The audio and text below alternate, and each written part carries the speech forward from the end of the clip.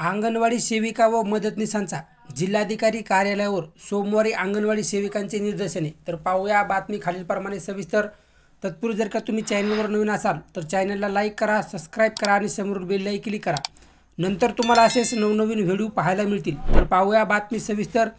इचलकरंजी वारंवार आंदोलने करूनही मागण्या बेदखल, 2 वेळा बोलावूनही रद्द केलेली बैठक, विविध मागण्याबाबत शासनाची उदासीनता या विरोधात अंगणवाडी सेविका व मदतनीस 15 जुलैला जिल्हाधिकारी कार्यालयावर निदर्शने करणार असल्याची माहिती कोल्हापूर जिल्हा अंगणवाडी कर्मचारी युनियनचे अध्यक्ष आप्पा पाटील यांनी पत्रकार परिषदेत दिली।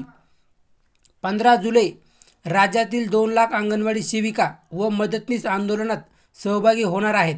मोर्चा, जलभरो, धरणे, आमरण उपोषण, रस्ता रोको अशी विविध आंदोलने ठिकठिकाणी केली जाणार आहेत।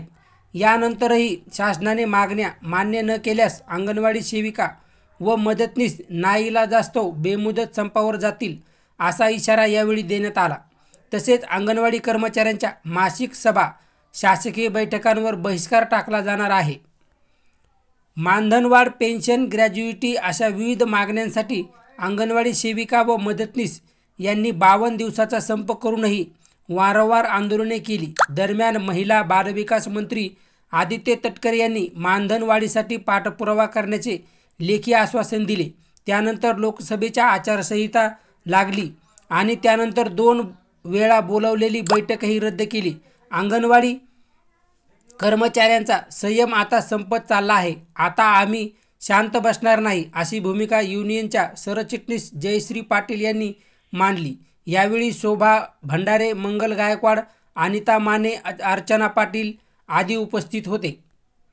आम्ही सावत्र बहिणी काय, गर्भवतीपासून मुलांच्या संगोपनापर्यंतचे सर्व काम अंगणवाडी सेविका व मदतनीस करतात। राज्यातील 2 लाख अंगणवाडी ताईंच्या या कामाकडे सरकारने दुर्लक्ष केले।